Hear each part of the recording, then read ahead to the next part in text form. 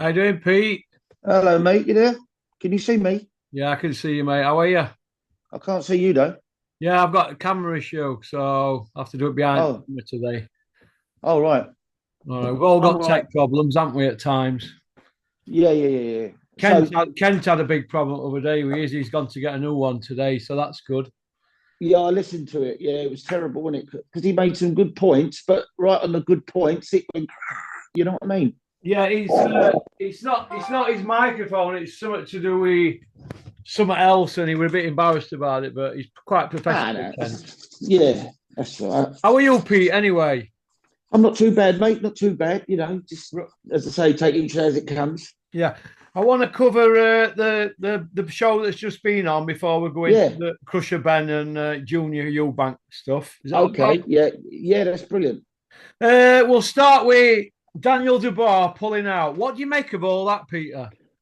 Well, I saw it as two things personally. The first one I thought was maybe he's took a substance uh, and he's had a test possibly before he had the weigh-in just to check that he's clear, and he's come back dirty on it, yeah.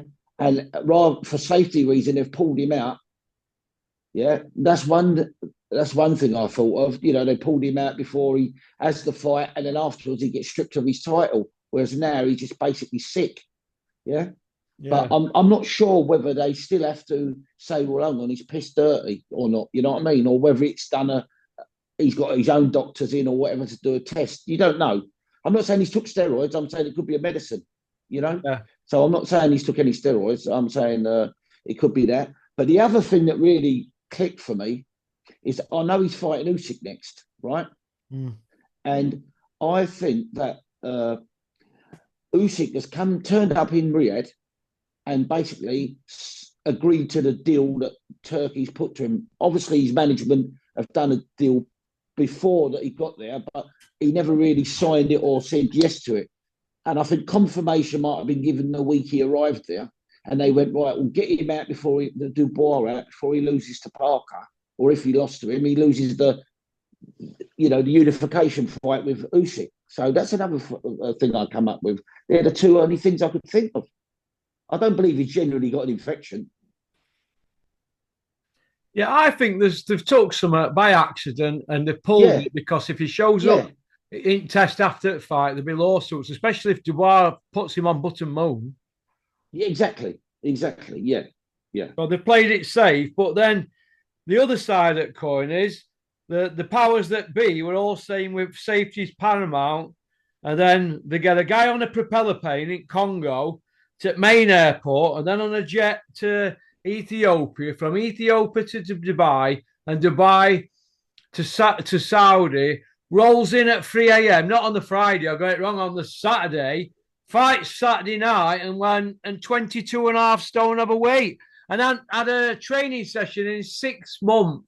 So how can that be safety is paramount? well, safety only matters when it's the promoter's fighter in the ring. It doesn't matter who's coming to fight him. It's only safety only concerned is for the fighter that's getting in the ring for the promoter. You The A see? side. Yeah, exactly. Yeah, that's the only time they're talking about safety. You know? Yeah, it, it leaves a bad taste in my mouth, and I'm starting to wonder if people criticising Billy Nelson is in order because it's the fighter that gets in the ring, innit? He's got his own mind, Danny Bacoli.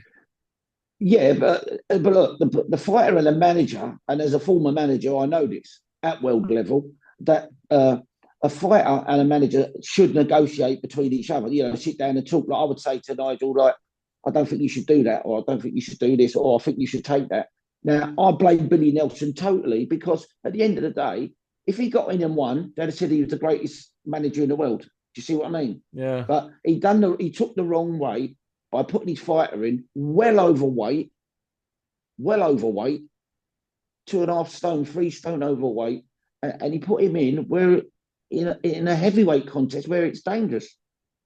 So he's got to take the blame because Well, he would have took the great accolades if he had won, wouldn't he? 22 and a half stone 3 years ago, according to Boxrec, he was fighting at 17 stone. Yeah, Yeah. So where's this 5.5 stone come from? And why do fighters nowadays at that weight feel like they've got to be big 19.5, 20 plus stoners? Joe Joyce, Dylan White, Miller, 23 stone. Yeah. Why do they think they have Well, to carry that weight, Pete? Does it matter? well, I mean, if you look at Parker, he put on weight for the simple reason being he had to be able to take Dubois' power. Yeah. So he put another stone on or whatever to take Dubois' power. But then if he went and fought Usyk, he'd drop down probably a stone and a half. Yeah. He wouldn't come in till he was 17 and a half, 17, 10. But because he went in at 19 stone, he had to take the power. Whereas this Bacoli, he went in, he was literally overweight. He wasn't overweight fit. He was overweight fat. And I don't see why they get allowed to get in the ring now. The board of control should say, hang on a minute, you're just generally out of shape. You can't get in the ring like that. Yeah. You know, this is why we have weight divisions. You make 10 stone, you make 12 stone. You know, when it's an heavyweight, they can come in what they like. And there should be limits on it. If you fought your last 3 fights at 17, 10, how can you come in at 20 stone, 21 stone? That's overweight. Yeah. Do you know when Parker got in the ring and took his when Martin Bacoli, Dr. Bojangles, when he got in the ring and took his top off, what did you think, Pete? Because everybody was saying he was a roadman killer. Spencer Oliver and the Gad said it's a better fight than Dubois Parker. And then the day after, they said it was a terrible fight. So what did you make of it when he took his top off? Well, his belly just fell out, didn't it? And also, I don't rate him as a great fighter anyway, personally. I thought it was just a blow up hype job. Again, Yeah. you know, Billy Nelson's been shouting from the rooftops every month, possibly, that he could, or every time there's a big fight, we're fighting, we can beat him. We knocked him out in sparring. We don't, you know, when you spar with fighters, it's down to the trainer's job to go over to the other corner and tell that fighter who you've just brought in how you want him to fight. He's there to Me in help the your man. spars, you mean, Pete? Yeah, during the spars, you go over there, you say to the fighter, right, I want you to do this, I want you to do that, because this is the way, say, Usyk fights, or this is the way Parker fights. So I want you to do that for Bacoli so that he can get, you know, learn how to do it that way, or get some experience, more experience. But, you know, this is what I can't understand. 22 stone plus is too heavy, isn't it, Pete? Much too heavy, yeah. But Yeah, especially when you go back to his last fight. I mean, what did he weigh in his last fight? 20 stone, wasn't it? Hey, let me have a look. I'll soon tell you. I think it was 19 or 20 stone he weighed in. 20. Right, 20 stone. So he's over 2 stone heavier. So that tells you that he's unfit. He hasn't been in the gym. You know what I mean? Yeah, he's not been. Well, they're saying he's not been in since August, but Spencer Brown said he had an 8-week camp. But who were running camp? This is a load of crap, that is. But look, Russ, just take another fighter in another weight, lower division. Just say, for instance, a fighter at super middleweight is supposed to weigh in at 12 stone championship weight, and he weighed in at 12.2, 12.3. They'll let the fight go ahead. If he weighs in at 12.10, they ain't going to let the fight go ahead, are they? They're going to stop it. Yeah, with 20 stone, 4.5 pounds in his last fight. So he's put on 2 stone, hasn't he? Yeah. I mean, David Benavidez lost his title on the scales. Yeah. For being overweight. Do you see what I'm saying? But yet heavyweights can get away with it. Yeah, they don't have to make weight, do they? No, that's what I'm saying. It's totally unfair because he was out of shape and he shouldn't have been allowed in the ring. When he fought Kuzman, he was 17 stone plus Bacoli in 2020. So, you know, he's been putting on a stone a year, hasn't he? Yeah. But what I would do if I was, say, for instance, I was on the board of control, I would say, look, we go from your last fight as an heavyweight. So if you fought at 19 stone last time and you get a phone call for anybody in the heavyweight division, not just anyone, you can't fight if you're over a stone heavier than what you was when you fought your last fight. You see what I mean? Yeah. That's still £14. Do you know what I mean? Yeah, it's and a lot. That should be a limit. That should be a limit, shouldn't it? Sorry, that should be a limit there, shouldn't it, Russ? Well, I think that they've got to Whoever the powers that be, are they going to say to Turkey, no, we're not letting him get in that ring, him? The powers that be are weak around this guy, aren't they? We'll come to that in a bit. But Yeah, yeah, yeah. the border control are not going to take him on. Robert Smith, from what I've been told, when he's out there, is staying in a suite as big as Bury. Yeah. I don't doubt that, mate. I don't doubt that for a second. I mean, I can remember times when Barry Earn used to put one of the judges up in a nice suite, give him a little envelope, arrange for a nice restaurant for him to go in that night, before the fight. It's all done like that. It's all crooked, mate. Well, I know it's done because I used to take bottles of wine up to the room of Yeah. Simon Block, the Commonwealth guy. Do you know what I'm on I about? know I know very well Simon Block. He used Yeah. to turn up from the south of France in an E-type Jag. He'd drive Yeah. all the way there, some old time guy. And Dennis used to say to me, don't you be messing about tonight at the after party, Russell. You make sure what he wants, he gets. Yeah. But I He was never a saw Southern any area. envelopes getting passed, but I saw a lot of hospitality, shall we say. Yeah. You won't see the envelopes, will you? But you'll see the hospitality because you can't hide it. Do you see what I mean? Yeah. But Simon Block used to be the Southern area, head of the Southern area. Yeah. Do you know what And I mean? then he became the head of the British Boxing Border Control, didn't he? It's been going on for years, Pete. And I mean, you'd have been Absolutely. in the company when you were a manager. Many of these commission guys and that, you'd have seen a lot, wouldn't you? Well, I'm going back 30 years and it was going on when I was a manager. Then it was going on then. As I said, they had all the best hospitality, hotel, picked up at the airport, took back, put in a restaurant book for them. Seen it all. Remember, on my days, it was Nigel Naz, all people like that. Joe Kawasaki coming up, Frank Fox Bruno. coming up. Yeah, Frank Bruno, all that lot was all around my day. That's what I dealt with then. So I've seen it all going on. Brian Hughes Yeah. tells a good story. When Robin Reed fought Sven Otka on a Yeah. Sauerland show, he went out to Germany. Mm. And the night before, right after they had the weigh-in and everything, they went out for a bit of pasta and that, because Robin always kept his son in good nick, didn't he? So he said Yeah. they walked into this restaurant to have a bit of pasta, and you've got all the Sauerland family and old man Willie Sauerland's model bird. You've got her there, and you had Roger Tillerman, the referee, and all the judges and everybody else are involved in the fight, all sat along a big, massive, long table, all eating and drinking wine, all the best food and that. And Brian Hughes, he took one look at that and he said to Robin, you're going to have to knock this guy out, Robin. And when Robin did knock him out, they took a point off him and said it were an elbow, didn't they? Do you remember? Mm. No, I don't remember the incident, but I know what you're talking about. You remember the fight against Sven Otka, don't you? Yeah, I remember the Sven Otka. Yeah, I know Sven Otka. Yeah. Good fighter, actually. Yeah. Well, he never lost a fight, did he? 34-0. No. He's got the record with Calzaghe for most defenses at super middleweight. But every year for 20 years, he's been passed up for Hall of Fame. Why is that? Don't know, mate. Never got beaten. They always forget him when they mention undefeated super middleweights. He had the same defenses as Calzaghe, 20 defenses. Yeah, but they never publicised him at the time, did they? They kept him as a quiet, lone fighter, and they just used to sort of slip him in, didn't they? Who won every fight on points by a dodgy decision. Yeah, but he wasn't publicly known. Yeah. Who knew about, Sven Otka? No one knew about him. Only the likes of you and I who know boxing know Sven Otka. Yeah. If you said to half a dozen, if you got 50 boxing fans today, they would know who Sven Otka was.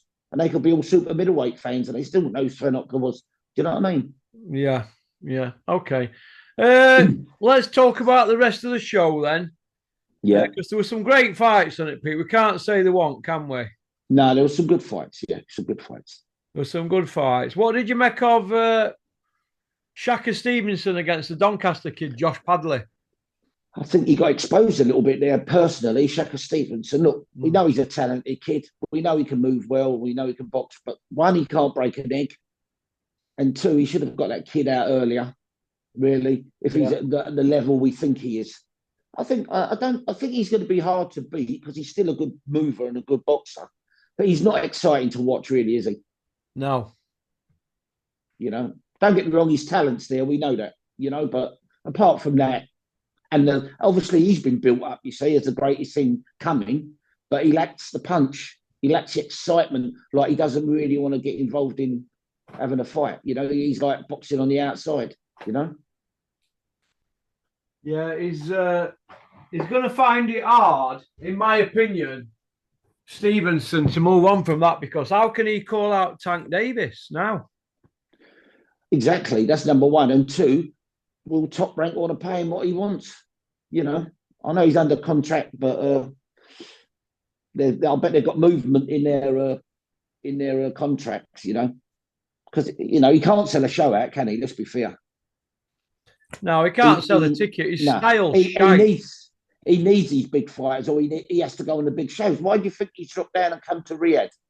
He'd rather stay in America and fight, wouldn't he? If he really could, but he's got to come there because of the money. Yeah. You know. Yeah, I see where you're coming from. Okay. Josh Padley put a good performance up to last 9 rounds, though, didn't he? Excellent young kid. What good. And what I liked, what I read after, is that Turkey's giving like £500,000 and said, you'll always be looked after. You'll be back on the shows. And so I'm pleased that he's going to get a future now. He said, I can pack up work and concentrate on training, which is good. That's a plus, isn't it? That's a plus at the show, isn't it? Yeah, of course it is. Yeah, that's what we want to see, isn't it? Yeah, exactly. Turkey, exactly. A little nobody from England getting there and getting on and progressing, which is lovely to see, isn't it? That's a plus. Martin McCauley, Joseph Parker, we've covered that one, haven't we? Yeah. Sorry, before we go, sorry, can we just drop back one? Yeah. Joseph Parker, I think I'm speaking honestly, Russ, I think you underestimate him. Yeah. He's a better fighter than you give him credit for, yeah. And I think he beats Ajit Caballero. Yeah. And that'll be his next fight. Parker Caballero on a big bill. There'll be an undercard on a big bill. Well, that's the next fight. So, because I'd like to see Caballero and Parker. Yeah, Parker's very experienced, you know. He's very experienced. He's not no mug, and I think he's got the gist now. He believes in himself now. That's what I think. And he's got the publicity, which he didn't get when he was a world champion. Well, yeah. I think you'll have a shot with him. Hey? Yeah, I mean, I think you'll have a shot with him. Yeah. Yeah, I really do. I really think he's a better fighter than he ever was. I really do. What do you think about Parker aligning himself with that Dr. Usman? No, I don't like that. No, I don't like that. So, I mean, let's be honest. If he's aligning him with him, that means all Andy Lee's camp is. Do you see what I mean?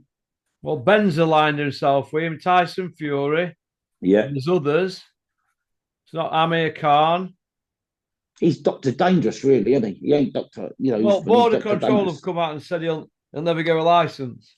No, he won't. No, they can't now, can they? We know what he is. Yeah. But we know there's a guy giving people performance-enhancing drugs, allegedly, don't we? Yeah, exactly. Yeah. So everybody's looking for an edge, aren't they? But Parker's on this superhuman winning streak.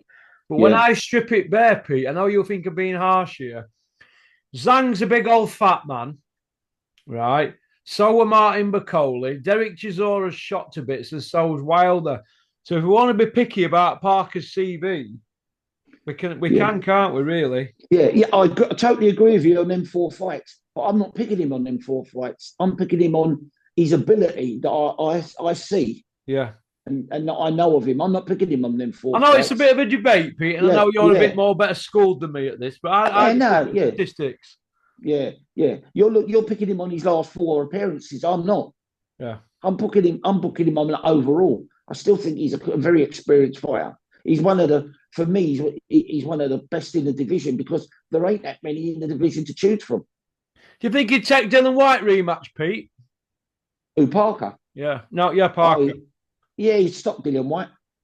Yeah. What about the Joyce rematch? I don't know about that. I don't think that was doing him any favours. What's he going to get out of that? He's got a big 20 stone man clubbing forward in front of him that can take stick all night long. There's what's the excitement there, really? Yeah.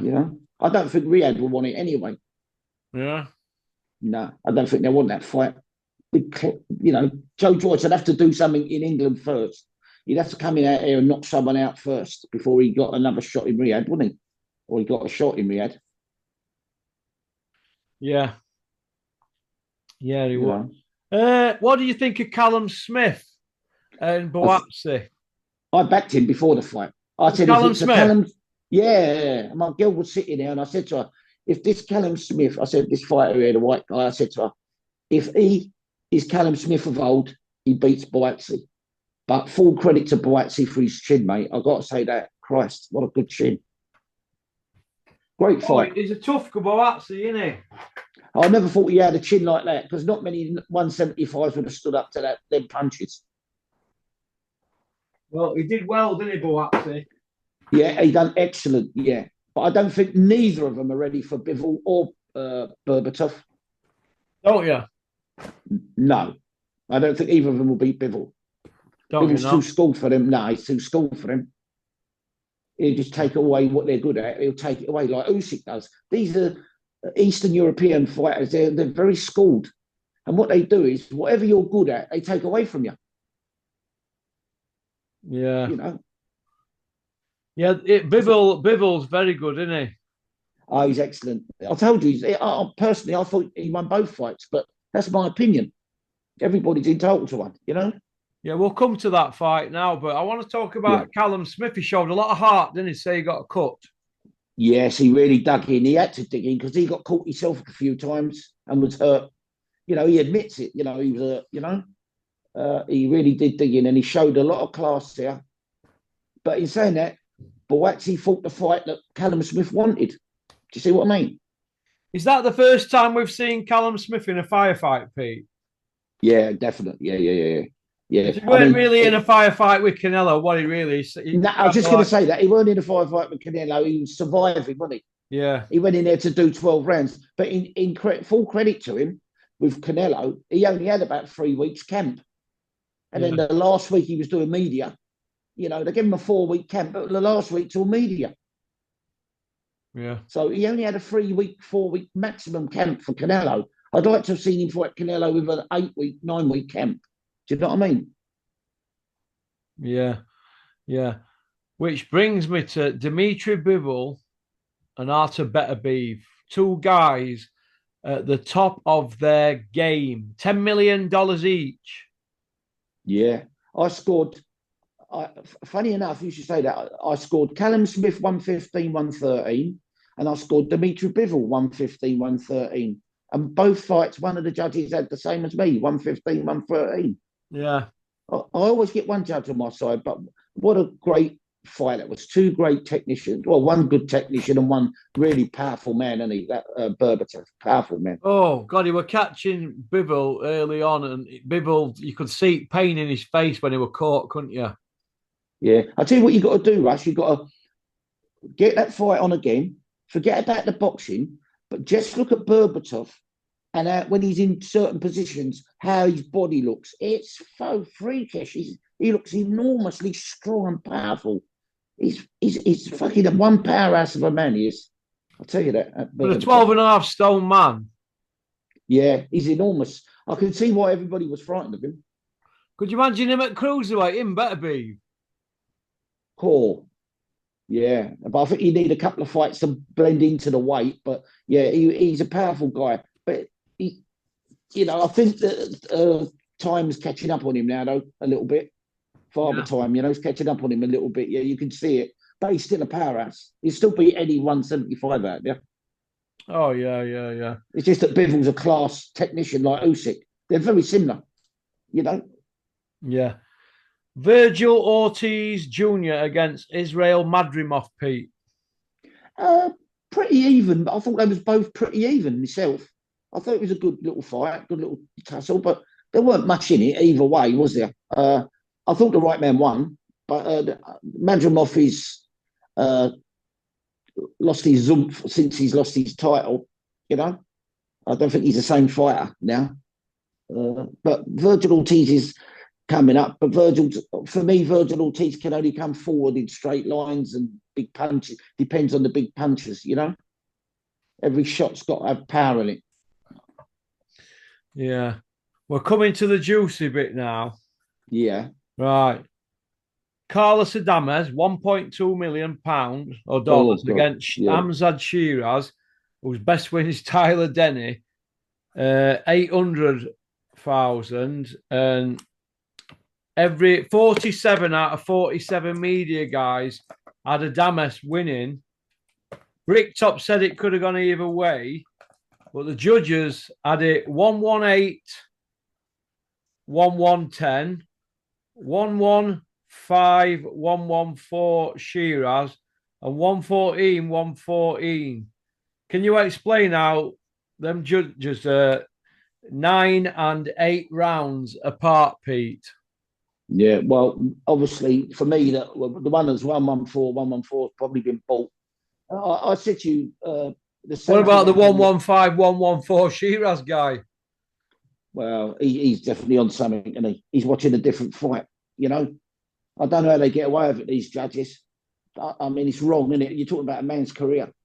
You know, all right, the kid that won it ain't a big thing, but Shiraz has got all the Muslims behind him. You see, that's why he got promoted. Look, in today's world, they're running the country, and England now, the Muslim society. Don't get me wrong, I'm not against them, but what I'm saying is they're starting to run boxing now. The promoters up north are starting to be all Muslim promoters. Do you know what I mean? It's all the fighters in Birmingham are now Muslims. So if you look at the world, what's happening? So when they go abroad, they're fighting on a Muslim show. Yeah, Riyadh is a Muslim show for me, and this is what happened with Berbatov and Bivol last time. They wanted a Muslim to be the first light heavyweight undisputed. After that, I don't think he cared. And the same with Fury. They wanted Fury so that he could beat thing. So they wanted to fix it with a draw. One judge had it even. The first Gargano for fight, me, do you think? yeah, it's all rigged for me. It's all what I call a rigged ball game. Do you know what I mean? They all know what they want. One's got to be on this way if it's going that way. And for me, it's not right. That's why I told you before many times. That's why I come out again a long time ago because I can't be associated with that. You know. But he didn't win that fight. No way in the world did he win that fight, Shiraz, did he? And he's from where I live. I live in Ilford, Essex. That's where he comes from, Ilford, Essex. Who comes from Milford, Essex? Shiraz. Is he? I thought he were an Arab. No, he comes from Ilford, Essex. What, He's a where Nigel Cockney. Ben's from? Yeah. Do you know Shiraz is a Pakistani, but he's never been to Pakistan. He's a Cockney. He's an out and out Cockney. Well, He's how never come been he's an owned ambassador for Riyadh then? because that's what Thing wanted. He's not because he was the captain for Frank Warren, wasn't he? So they Oh, made in him an that 5 versus 5. Yeah, he was the captain. Then they made him an ambassador because he's a Muslim fighting for Muslims. Frank Warren's only sucking up to Turkey by making him the captain. Then Turkey promoted him from captain to an ambassador. And now they didn't want him to lose. They wanted him to be a middleweight champion of the world and an ambassador for Riyadh. Can you not read the books, how it's all working out? No, I didn't know that. Oh, he comes from where I come from. He's never been to Pakistan, ever. He's a Cockney. He said the first thing he's going to do after this when he wins a world title is take it back to Pakistan. He's never been there, he said. I listened to his interview. Jesus. I thought you said Yeah. he were going to go and get some pie and mash and liquor like Mark Tibbs. Yeah, no, he comes from where I come from. He lives about 3 miles up the road from me. Well, I didn't Because know I'm, that, I'm, Pete. I'm in Chigwell. Just on the borders of Hainault and Chigwell. I live Chigwell. Yeah, he lives in Ilford, Essex, Hainault. Not Hainault, Ilford. He lives, which is all Asian. It's been Jeez. flooded. Yeah, he's never been to Pakistan. He's a proper Cockney. Jeez. Yeah, he's never been. He said it. I've never ever been to Pakistan. He said, I've got to go back to see where my parents are from. Yeah. Jeez. Yeah. My God. Yeah, Anyway, Pete, do you want to go on to part 2, mate? yeah, certainly. Okay, I'll see mate. you See you on in a part sec. 2 in a second, Yeah, mate. bye. That's it. How do you get rid of this?